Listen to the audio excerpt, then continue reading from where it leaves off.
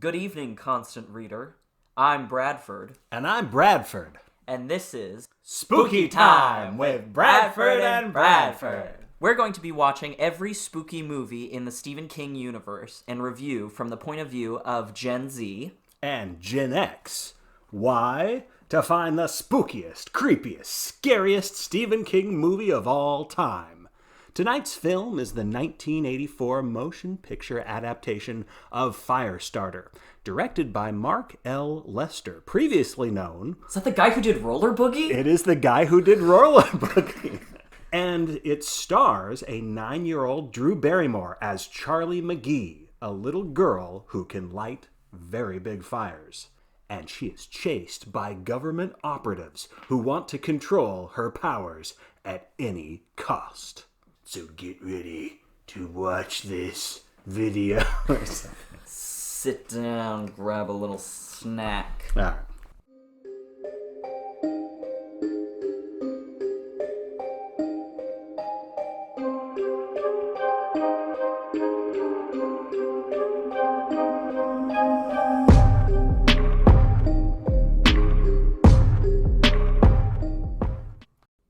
All right. Well, welcome back, Bradford. It has been a while. Yeah. I mean, we're in the same room.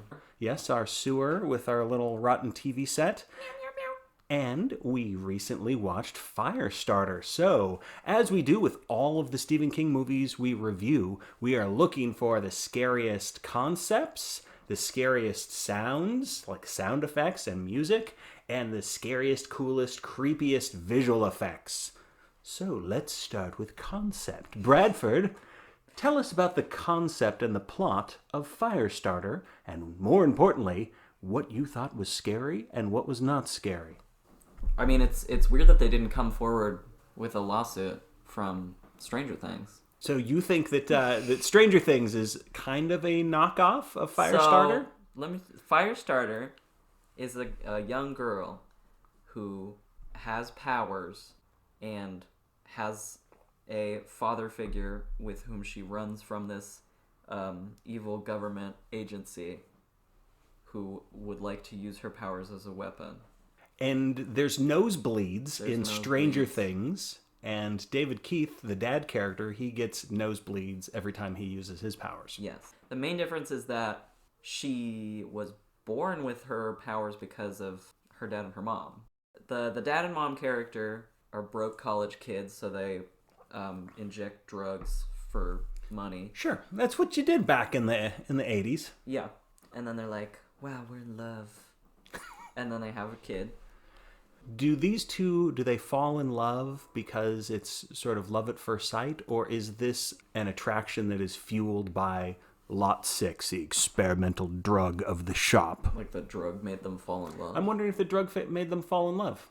They felt vulnerable. They had shared trauma all around them. Yeah, there was a guy scratching his eyes out, but they didn't really react to that. No, they were feeling really good during the Lot 6 experiment. And everyone else was having a They had a good time. Everyone else is having an Event Horizon Hellraiser moment. But those kids, they had a time.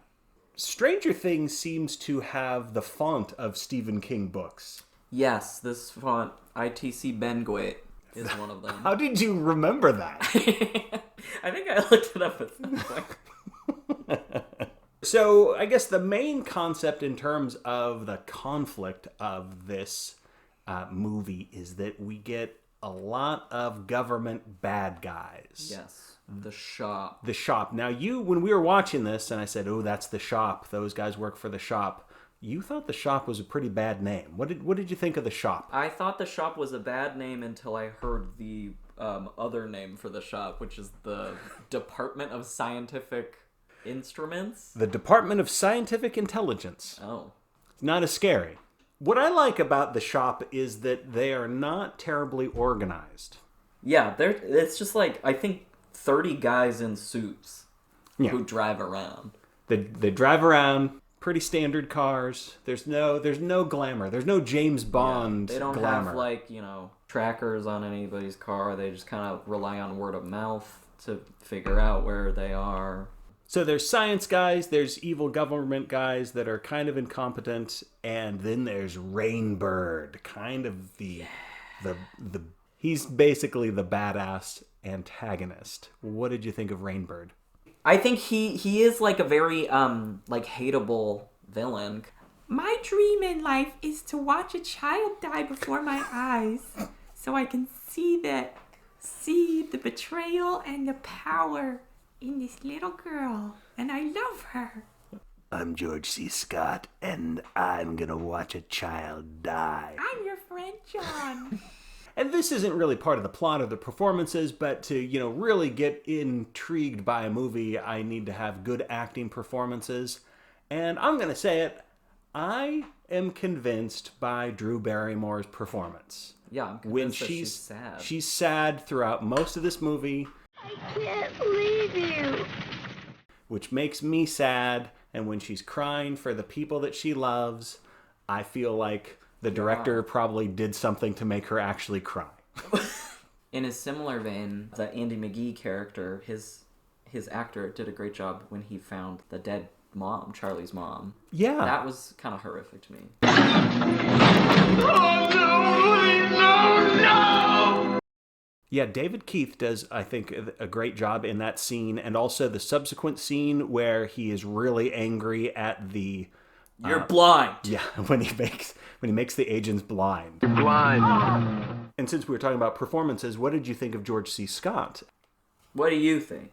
I am really confused by his whole character anyway, because he's motivated by... Honestly, he is a little nonchalant in a lot of situations in this movie. Do you remember, we've seen him in another pretty antiquated horror movie called The Changeling. Do you remember him in The Changeling? Was he the main guy? He was the main guy in The Changeling. He's pretty nonchalant in that too. Yeah, he's like, there's a ghost here. Yeah, there's an evil ghost presence in his house and all the like windows and doors are shaking. He's like, what do you want? What'd you think of the mom who's played by Heather Locklear? She's not in it too much. Yeah, she just kind of died. Do you know the term fridging? No. That is a classic example. Fridging is when usually male writers have a male protagonist and they want him to be sympathetic super fast so they kill his wife.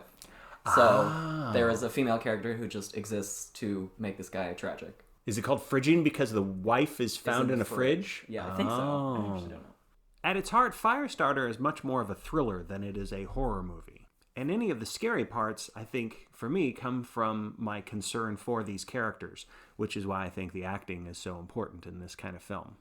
If you put yourself in the position of the dad trying to get his kid away from this government that's going to nowhere safe. Yeah. Anybody could be working. You have to keep running. Yeah. There's an old lady in town who narcs on you. Yeah. They're killing postal employees. I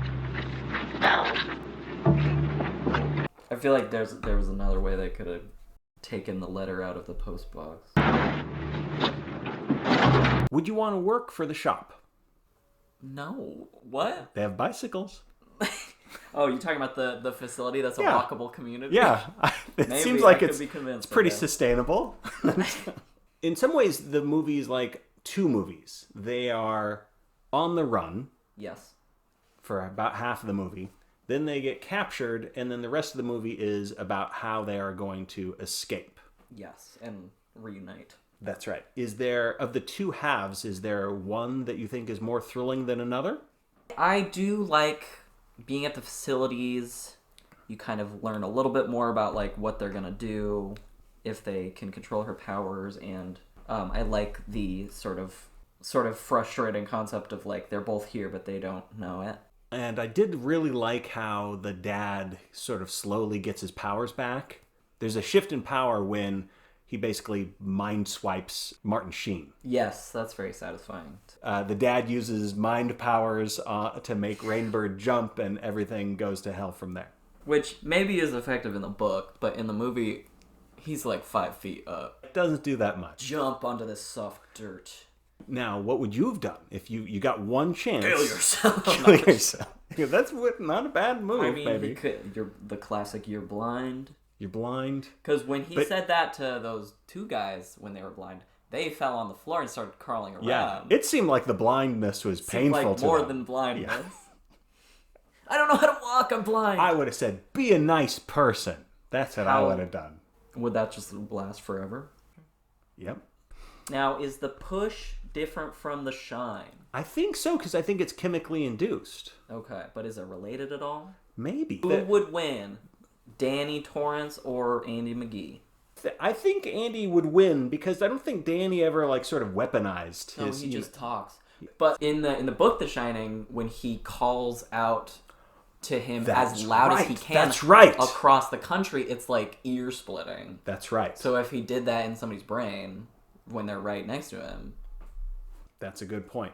Now, here's a question for you. If you have the push, are the weird vampires from the True Knot in Doctor Sleep, are they interested in absorbing your steam, or do you have no steam to give? I'm guessing it's like airplane food. It's worse tasting. Yeah, it's like, this is chemically induced. a lot of preservatives. Yeah. All right, well, now it's time to talk about the sound. The music. Yeah, the sound. The music is by Tangerine Dream. You know, it's a German electronic music band that was founded in 1967. The current members, are Thorsten Quaxingling, Hoshiko Yamane, and Paul Frick. But the past members were, here's just some of them, Edgar, Lance, Kurt, Volker, Charlie, Steve, Klaus, Conrad, Christopher, Steve, Peter, Michael, Klaus. They've had 2 Klauses. And 2 Steves. And 2 Steves. And the list goes on. Anyway, how'd you like the music? I liked it. I mean, I thought from the opening credits that it was going to be a little intrusive, but I did not notice any unwanted synth music. Well, that's good. Maybe that's because the opening where it's just synth in the credits, I'm not that interested in the opening. I'm not a huge fan of what little I know of Tangerine Dream. What? What about the rest of the sound effects when we get into sort of like the fire sound and the boiling water? What do you think? I like whatever mentally is going on when Andy is doing his mind bending trick and there's like a I like that. Drop it. Yeah. That sound lets me know that there's telepathic stuff going Happening. on. And I do like it. I like it whenever Charlie says "back off" to the flames, and then turns the flames toward the water, and things starts to sizzle and things like that. The sound and visual are very in conjunction with each other. Then let's talk about the visual effects. Yeah, a lot of great stunts in this movie. I love the stunts. 50 men in flame suits is great. The magic missiles were cool at the end. At the end they pull out all the stops. We kept track, and there are 6 different attempts by the shop government personnel to shoot Charlie. Their bullets ricochet off of her heat shield, and then she burns them up. That happens 6 times. Consecutively. Yes. 1 3 scene in the guys. movie is like, stop right there. Oh no. You stop right there. Oh no. Then a truck. Hey, we're gonna get... Oh no! The helicopter. The helicopter. Like, stop right there. Hey, what are you doing? Don't move. Oh no. Is it hot in here or just... And we can't forget to mention the MVPOF, the most valuable person on fire. This guy.